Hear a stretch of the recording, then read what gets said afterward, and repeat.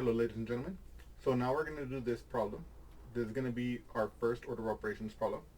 And let's read it together. 4 times 5 plus 3 minus 4.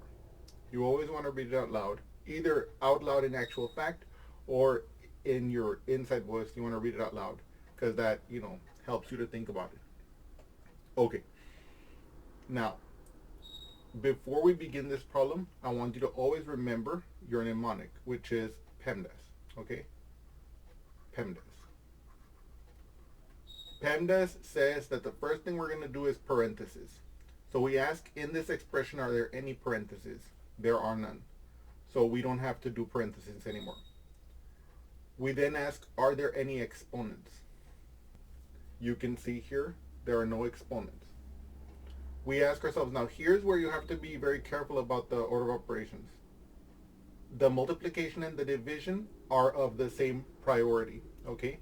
So what we do is we look at the expression going from left to right, and we ask, going from left to right in the expression, are there any multiplications or divisions to take care of? And you can see, aha, I have a multiplication here.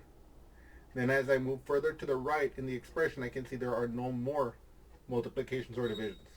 So let us do that in the first simplification step that we can see where we can apply. 4 times 5, that's going to be 20. So I bring down my 20, and then I bring down the rest of my expression. Plus 3 minus 4.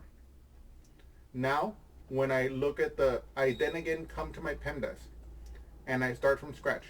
Are there any parentheses? No. Are there any exponents? No. Are there any multiplications and divisions now that we can take care of? No. Are there any additions or subtractions? Yes. In fact, and again, we're going to go from left to right. Always from left to right.